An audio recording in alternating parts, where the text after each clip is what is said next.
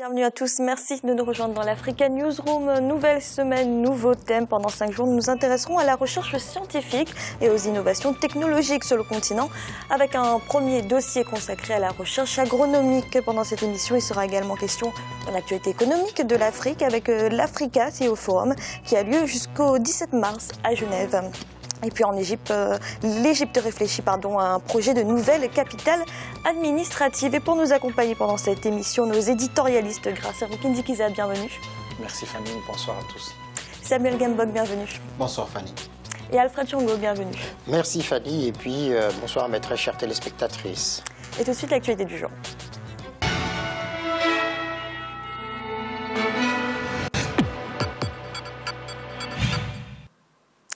Au Burundi, la tension ne cesse de monter à l'approche des élections de mai et juin prochains, et notamment autour d'une candidature du président Pierre Nkurunziza pour briguer une nouvelle fois la magistrature suprême.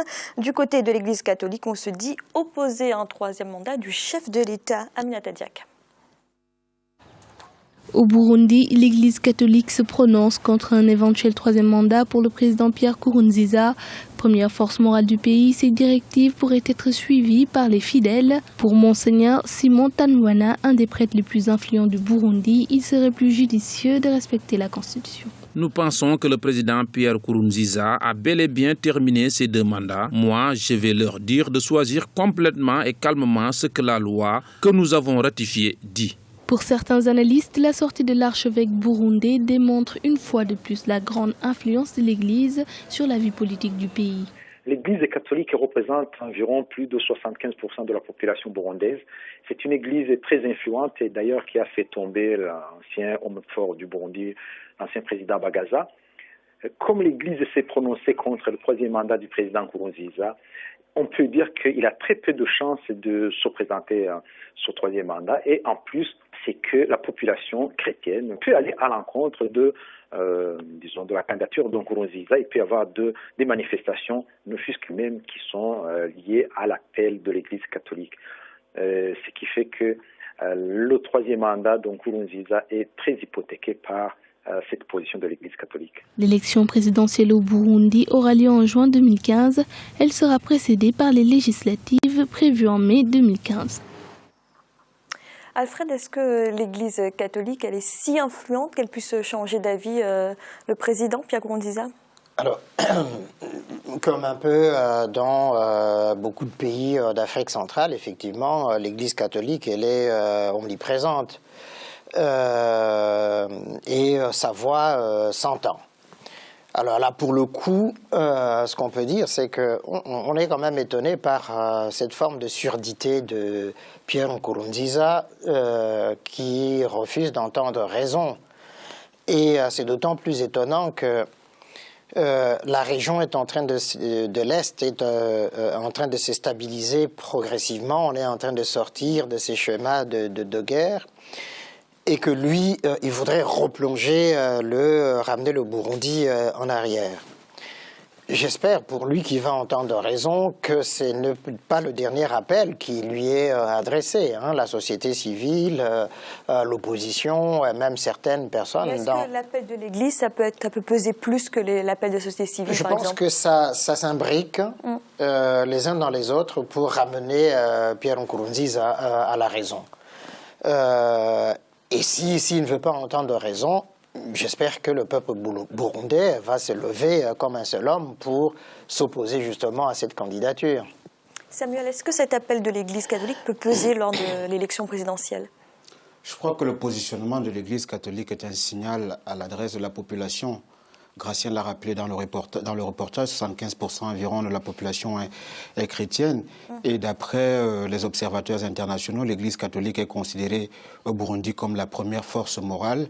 Et donc je pense que la voix de cette Église va porter très certainement sur les opinions de la population. Mais ce qu'il faut quand même souligner, c'est que le Burundi traverse une situation politique particulièrement tendue et à très haut risque par rapport aux échéances électorales présidentielles. Il faut quand même rappeler que l'année dernière, le limogeage du premier vice-président Bernard Bousso Koza voilà, a porté justement un coup fatal sur la cohésion au niveau de la majorité présidentielle. Et ce sont des clivages qui peuvent être réactivés compte tenu de la non-prise en compte des accords qui ont été signés par le passé, notamment les accords d'Arusha signés en 2000, qui ont permis de régler un problème, une guerre civile qui a duré plus de 13 ans. Et aujourd'hui, l'actuel président Nkurunziza, qui ne veut plus respecter ces accords, expose le Burundi à de nouvelles tensions extrêmement violentes. Alors Gracien, justement, l'opposition estime qu'une candidature du président sortant ne serait pas constitutionnelle. La majorité réfute cet argument. Qui dit vrai ? Ce qui dit vrai, c'est plutôt la loi. En fait, il faut savoir que la constitution burundaise est basée sur les accords d'Arusha. On dit bien tenant compte des accords d'Arusha. Or, les accords d'Arusha dit bien que aucune personne ne peut diriger le Burundi pendant plus de 10 ans. Or, au niveau de la constitution, il est bien aussi stipulé qu'il ne peut y avoir que 2 mandats. Et donc, c'est-à-dire, la base de la constitution, ce sont des accords d'Arusha. Au niveau du parti au pouvoir, et d'ailleurs ce n'est plus la majorité du parti au pouvoir parce que le Conseil des sages qui est composé par 11 personnalités, et d'ailleurs parmi lesquelles se trouve le président du Sénat, le président de l'Assemblée nationale, le deuxième vice-président, tous ils ont dit au président dans une réunion qui s'est tenue le vendredi qu'il n'a pas droit à un 3e mandat. Cela veut dire que finalement, ils ont lu la loi, la Constitution. Cette Constitution ne permet pas au président Nkurunziza de se représenter. Et d'ailleurs, c'est pour ça que l'Église catholique, qui est apolitique, qui en général ne s'ingère pas dans ce genre d'affaires, a dit ce qu'elle pense. C'est pour ça aussi que l'Union européenne et les Américains ont dit clairement que Nkurunziza ne peut pas se présenter pour un 3e mandat. Or, on voit bien qu'il continue, jusqu'aujourd'hui, il continue à s'acharner, à vouloir faire le 3e mandat, alors qu'il y a beaucoup d'opposition, même en interne, ce qui fait qu'il peut y avoir des problèmes au niveau de la sécurité du Burundi et de la sous-région. Alors comment est-ce qu'il pourrait justifier sa candidature s'il se présente la candidat Fanny, il n'y a aucune justification. Ou nous respectons les textes qui nous dirigent, ou nous ne les respectons pas. À quoi ça sert justement d'avoir une constitution, d'avoir été à Arusha pendant longtemps pour essayer de stabiliser le pays, de le pacifier, si au détour de 2 mandats effectués, on veut encore violer l'esprit et la lettre justement de cette constitution. Je pense effectivement que Nkurunziza a tort de vouloir s'entêter. Mais moi, ce qui me chiffonne aussi un tout petit peu, on a entendu récemment le président de l'Union africaine raconter des histoires par rapport à la Cour pénale internationale, mais on n'entend pas l'Union africaine dans des cas comme ça pour dire aux chefs d'État « mais respectez vos constitutions ». Et donc, du coup, quand les étrangers vont intervenir, ça sera encore néocolonialisme ou ingérence dans nos affaires. Mais l'Union africaine a là une occasion pour rappeler alors de ces chefs d'État qui ne veulent pas respecter leur constitution. Merci. En République démocratique du Congo, les forces de l'ordre sont intervenues à la suite d'une conférence de presse pour interpeller plusieurs activistes africains, notamment le coordonnateur du mouvement sénégalais Y en a marre, Fadel Barro, et le burkinabé Ossi Bijouane, membre du mouvement Balai Citoyen. Au total, une trentaine de personnes seraient toujours en détention à Kinshasa. Aminata Diaka. Des activistes burkinabés, congolais et sénégalais arrêtés ce dimanche 15 mars à Kinshasa en République démocratique du Congo. Le représentant du Balai Citoyen, Ossi Bijouane, des membres du mouvement Y en a marre, à savoir le coordinateur du groupe Fadel Barro, Aliou Sané et le rappeur Malal Tal surnommé Fou Malade, ainsi que ceux des mouvements Lucha et Filimbi ont été interpellés alors qu'ils animaient une conférence de presse dans la capitale congolaise. Au total, une trentaine de personnes ont été arrêtées, dont des journalistes et des artistes congolais. En tant que membre du mouvement Y en a marre, on est en train de créer ce qu'on appelle une dynamique citoyenne dans tout le continent. Du coup, ce que nous sommes allés faire aujourd'hui, c'est montrer que nous sommes là, leur donner notre soutien, aller faire des marches avec eux, protester dans la rue, échanger de stratégies de communication. L'essentiel, c'est pas que Fadel, Fou Malade et Aliou Sané soient relâchés. C'est que si nos frères congolais qui sont là-bas, qui soient relâchés eux aussi, et ceux du Balai Citoyen aussi. C'est ça que nous voulons. Nous ne voulons pas que récupérer nos gars et que nos gars, avant de s'engager dans cette lutte, ils savaient à quoi s'attendre. Ils savaient exactement à quoi s'attendre. Donc c'est une lutte et on sait qu'est-ce qu'on encourt comme risque. et on les prend à 100%. Certaines organisations de défense des droits de l'homme demandent leur libération sans condition. Nous dénonçons la façon la plus profonde de cette arrestation. Nous concevons qu'effectivement l'État du Congo a violé les droits les plus élémentaires des droits de l'homme. Chaque individu a le droit, individuellement ou en association avec d'autres, de participer par des activités pacifiques pour lutter contre les violations des droits et les libertés fondamentales. Je crois qu'aujourd'hui, ce qu'il faut reconnaître, c'est qu'il y a un mouvement citoyen qui est en train de développer en Afrique. Et le balai citoyen en est un. L'un des membres a été arrêté. Y en a marre également est un acteur important dans la révolution citoyenne au Sénégal. Et nous demandons présentement qu'il soit libéré et sans condition. Un point de presse est prévu ce lundi à Dakar, au quartier général du mouvement Y en a marre. Les jeunes activistes devraient annoncer à l'issue de cette réunion des plans d'action pour demander la libération de leurs camarades. Samuel, quel est votre sentiment après cette arrestation ? C'est un sentiment de colère, un sentiment de colère vive, active même d'ailleurs. Je pense que le gouvernement congolais a commis une erreur politique, morale et diplomatique extrêmement grave au regard de l'importance de la République démocratique du Congo et de l'intérêt que porte ce pays sur la scène internationale. Quand on dirige un pays de cette envergure, on ne peut pas se permettre de faire de telles bavures politiques, morales et même diplomatique, parce que il en va aussi de la solidarité africaine. Si lui, dans son pays, si le gouvernement congolais dirige avec une main de fer et ne respectant pas les droits de l'homme et la liberté d'expression des membres de la société civile, ceux-là qui sont condamnés ont une liberté de parole dans leur pays.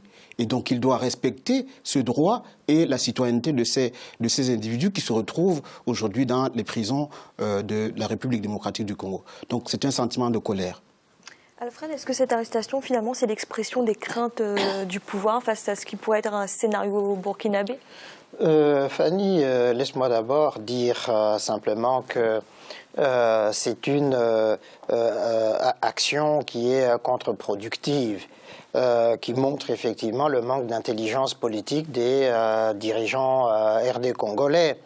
Mais ce n'est pas la première fois qu'ils commettent ces genres d'impairs.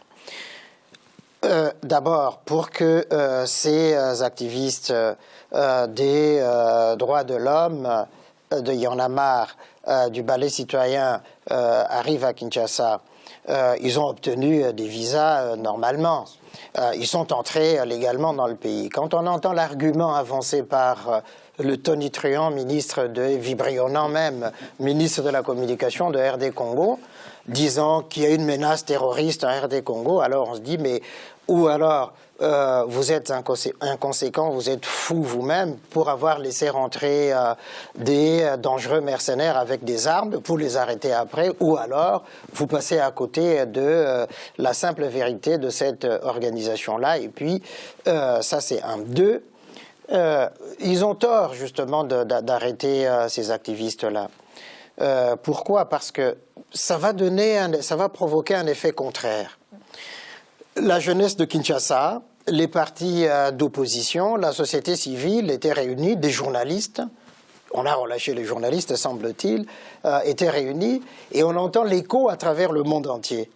Donc du coup, c'est vraiment une forme de panique. Pourquoi ? Parce ce qui s'est passé au Burkina Faso, mais au mois de janvier, on a vu à Kinshasa la population descendre dans la rue parce qu'on a voulu faire glisser le calendrier électoral. Dès le moment où la Commission électorale nationale indépendante a publié un calendrier et qu'on sait que Joseph Kabila ne sera pas candidat pour un troisième mandat, je ne vois pas pourquoi on arrête ces activistes. Au contraire, on aurait dû les laisser s'exprimer. Mais enfin, le mot démocratique qui figure dans le nom de ce pays-là sert à quoi ? Est-ce que ça voudrait dire finalement que l'affirmation comme quoi le président Joseph Kabila ne se présenterait pas, elle n'est pas si vraie que cela ? Il y a des craintes, enfin, j'allais dire, il y a une vigilance effectivement à avoir par rapport à cette question, mais de lui-même, il ne s'est jamais prononcé. Je suis certain qu'il va respecter la Constitution. Beaucoup de monde, un peu comme pour Nkurunziza, lui ont dit de ne pas violer la Constitution. Il a compris l'esprit de la Constitution. Il n'y a que ses partisans dans la périphérie, dans la marge, qui voudraient effectivement, parce qu'il y a un vent de panique un peu au sein de son parti politique. Et de sa majorité, où c'est le sauve qui peut, qui sauvera sa peau, qui sera candidat. Donc il y a cette guerre-là qui a déjà commencé au sein de son propre parti. Et que donc, effectivement, c'est une crainte inutile. Les règles du jeu sont assez claires. Et donc il n'y a aucune raison d'empêcher une manifestation comme ça, démocratique. Sinon, à dire que le mot démocratie du nom République démocratique n'a aucun sens alors. Gracien, vous êtes d'accord, c'est une erreur politique? Oui, c'est une erreur politique. En même temps, c'est que on renie en fait ce que les Africains disent, les chefs d'État. On veut une Afrique qui est unie. Or, on a l'impression que souvent les chefs d'État veulent une Afrique des États, pas une Afrique des peuples. Quand les peuples se déplacent, quand les citoyens se déplacent, c'est la société civile. La société civile représente les citoyens. On a l'impression, les dirigeants ont peur. Pourquoi on a peur des citoyens, des peuples qui se déplacent? On a besoin des mouvements, des idées qui circulent, des idées d'émancipation. Ce sont des idées d'émancipation, des idées de révolte. Il en faut. Il faut que les Africains, de temps en temps, se révoltent. Parce que rester dans la résignation, c'est aussi un problème pour le peuple, les peuples de l'Afrique. Il faut aussi que les dirigeants continuent, s'habituent à ces mouvements qui, du moment où on commence à transgresser par rapport à la Constitution, par rapport à la loi, qu'il y ait des gens qui peuvent rappeler à l'ordre. C'est la société civile, parce que l'opposition souvent conteste pour arriver au pouvoir, non pas souvent pour changer vraiment les choses pour le bien des citoyens. On a besoin de la société civile qui agit, mais pas seulement dans ce pays, mais qui circule dans l'Afrique. Merci messieurs. Nous allons marquer une courte pause un instant, la deuxième partie de l'Africa Newsroom. À tout de suite.